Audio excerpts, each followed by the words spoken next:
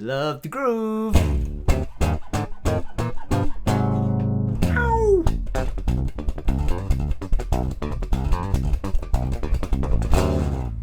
Hi, it's Warabe.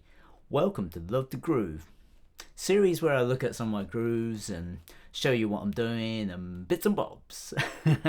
This is episode 2 and it's the bass edition.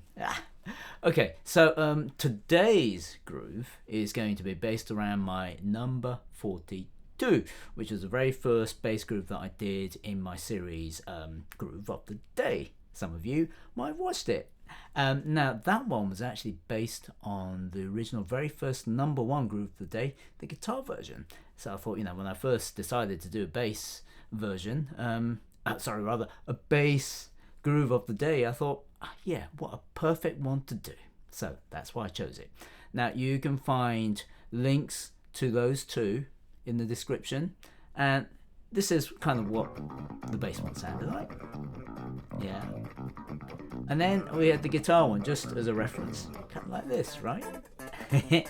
Anyway, so do go and please check those out if you fancy kind of knowing what the original sounded like. Okay, so alright, so let's get into this. Some of this is quite advanced, so if you're a beginner, you're going to find this, it's going to be quite tricky, but a good challenge, I hope, if you decide to go ahead. But for some of you have been playing for a while, you'll be like, okay, I think I know how to do that. Yeah, I know that was all the rest of it. But anyway, so whatever the case, I hope it will be of some use and some fun, and yeah, provide you with some ideas and stuff. So anyhow, okay, so this is separated into 3 parts. Okay, we have the opening, which went like this. And then we have the main groove, which went something like this. Okay? And then there's a riff that kind of goes like that, right? So we had the low version, the high version. Okay, so they're the 3 elements, and I guess we should start looking at the whole thing from the opening, shall we? So, okay, so this has this chord here, which is D7, right? This whole groove is rooted in D. Okay, so this is D7, and what we're doing is we're basically moving this whole shape basically up 7 steps. But let's look at the actual chord in case you're not familiar with it. Okay, it looks like this, and we're basically holding down on the A string on the 5th fret, which is the root note D, and then we've got the 4th fret on the D string, which makes it F sharp, yeah, and then we've got the 5th fret on the G string, which makes it C. Okay, now we're not playing the bottom E string at all. Okay, and then what we're doing is we're basically going tap tap tap tap tap tap tap. Okay. Okay, so try that out and see how you get on. A little pause moment for you. And welcome back. Okay, so now that you've tried that, you've got a bit of feel for the opening. So the next bit is the main groove. Now, okay, let's break the main groove into sections, shall we? Little parts, because there's a few bits going on here. So the main thing, the first of all, is kind of like the bass line type of bit, which is right, like that. That's the kind of the main thing going on here. So that is just so you have the notes. Okay, we're playing on the A string, and we're going the 3rd fret, which is C, and then we're basically kind of doing like a hammer-on type of thing to D, right, 5th fret, okay, right, and 2, down, dun, and then we're back to C, and then we're going to B, which is to the 2nd fret, and then back to C, and then to D.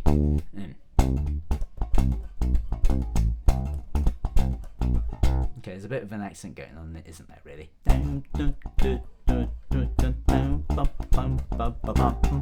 Okay, so they're the notes, but there's something I must show you. Right, okay. Some of you who are experienced will know this, and that's cool, but some of you who haven't come across it, okay, this here, what I'm doing, I'm using my right hand to basically one kind of palm mute. That's one of the things I'm doing on this one, but more importantly, it is this motion of down, up, down, up, down, up. So in one stroke, I'm getting two notes. So I'm getting down, and then as I pull back up, I'm playing another note. And this is really quite tricky to start off with. At least I found it difficult anyway. But if you can, it gets, you can do lots of nice stuff with it, really. This kind of thing, yeah. And one thing I would say is if you're able to basically do this over a pickup, it's much easier, because you got the pickup that's actually not that far away from the space between the strings, you see. So what happens is your thumb will come down, and basically your thumb has got something to actually stop on, right? And then you can come back up, you see, right, kind of thing, if you get me, right? Whereas if you don't have a pickup, you can still do it, but it takes even more getting used to. Is basically if you're kind of in this area, and especially if this space is wide, because some basses are, then what happens is you play it and your thumb kind of goes through, you see, right? And then what happens is that you've got all that, it can get quite clunky, right? So yeah, so that's just something to bear in mind. If you've got basically a pickup, and if you're able to slap over it, then that's great. I mean, if you've got like a P bass, then you won't be able to do the mutes. So yeah. It really depends on what bass you have, or how it's going to feel and everything else. But anyway, that's just a little bit of information. So you might want to just try this. Alright, this kind of thing. Now if you don't have a pickup, then it's still doable, but like I say, it takes more control, because if you can't control and you go too deep, it's quite difficult to come back up. It kind of gets hooked underneath too much, you see. Or the other thing is you can do it over the fretboard, right, to get used to it. So give that a try. So another pause moment for you. And welcome back. So how did you find it? Was it okay? I hope so. Okay, so the next step really then is, if you got this motion and you're kind of getting comfortable, try it with the bass line. Yeah, slowly, even slower. Okay.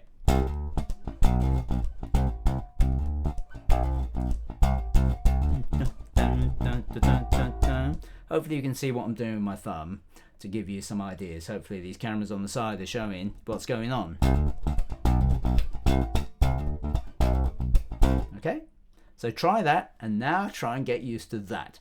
It's going to take time, but it's okay. Another pause moment. And welcome back. Okay, so hopefully you're now getting used to this whole thing with this bass line. Now comes the next slightly tricky bit, which was tricky for me initially. And again, if you're not used to this, it might be tricky. Or even if you're a player who's been playing for a while, this might be a bit weird for you, potentially. I don't know. But anyway, it was for me anyway. What it is, I use my index finger, right? And this is rooted in D. So what that means is I actually wanted to have some kind of a constant something, sort of a reference to D, a lot of it. Okay, we've already got the root note, and and that's in there. But then I decided to actually, okay, I'm going to try and play the open D string and incorporate it in there. And this is what I did, like this.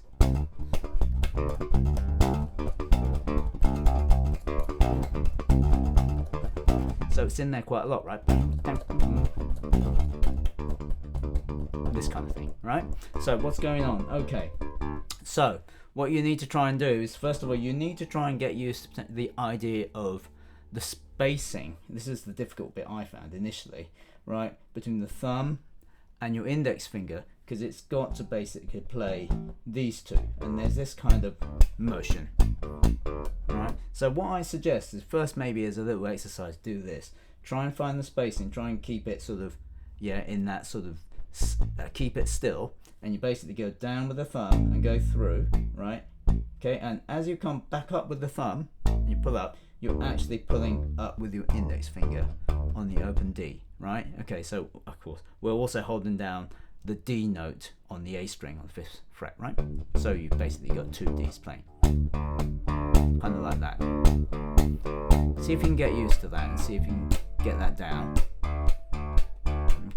Okay. And what we're doing is to mute unwanted sounds, if you can, right? I'm using the palm mute to mute the bottom E string so it doesn't ring out, okay? And actually, I suppose if I'm palm muting, then bits of my hand is also touching the G string to mute it. The other thing is, you know, on your right hand, okay, these you can use your pinky to touch essentially the G string, so it doesn't ring out. But that's quite difficult. I mean, parts of your hand, if it's touching the G string, then that will kind of help to mute it. Okay, so just give that a try. So okay, like this. Okay, see if you can do that. That's the next step.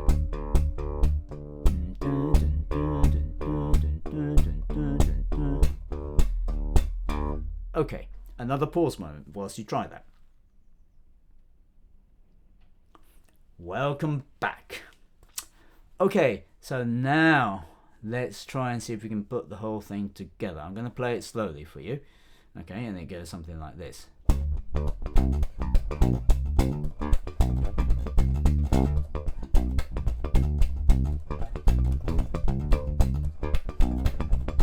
Yep. Yeah, that kind of thing, right? So give that a shot like this. Bang.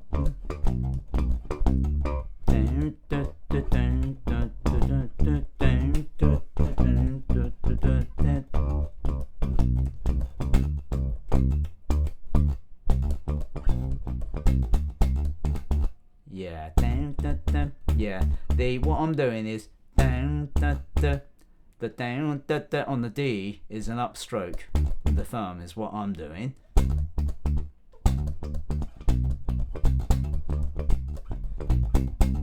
Yeah.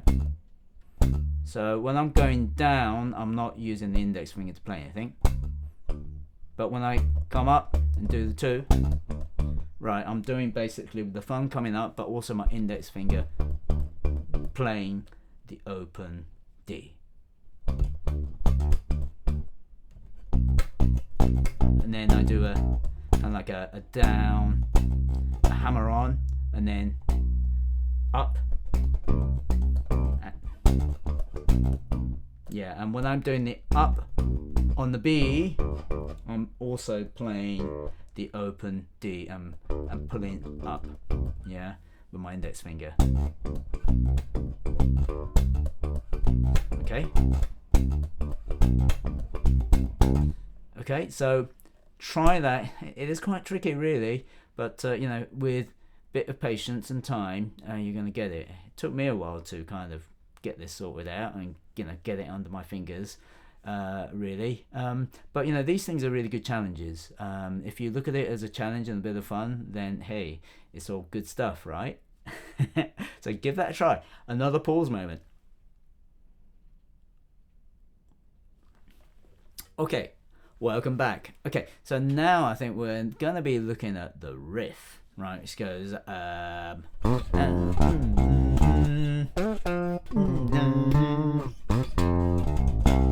right? So the notes are the same between the high and the low, so I'm just going to show it to you in the low position. Okay, so the starting note here is actually the G, and I use my pinky and my ring finger, potentially these two kind of quite often work together. I have little hands, so I've got to find ways of, you know, working them together, really. So that's what I do. Okay, so then we start off with the G, right? Okay, on the D string, which is the 5th fret, and then what I'm doing is I'm sliding up to the A, right? Okay, and then I'm going to the 3rd fret, right, on the D string, which is F. So, right, dun, dun, right, and then to D, right, 5th fret on the A string, and then the 3rd fret on the A string, which is C, and then the 5th fret on the E string, which is A, and then back to C on the that'll be the 3rd fret on the A string, and then resolving it essentially on the D, which is the 5th fret on the A string. Okay, so like that. So slowly. Okay, now that higher is going to be up here. Okay, that is the G. So we're going basically, we're going to slide up to the A, to the F, right, and then that's the D, yeah, C, and then to A, to C, to D, like that. Okay, so have a go at doing those. Pause moment again. Welcome back. Lots of pause moments in this video, isn't there, really? Okay, so now all the elements together sounds something like this. Oh!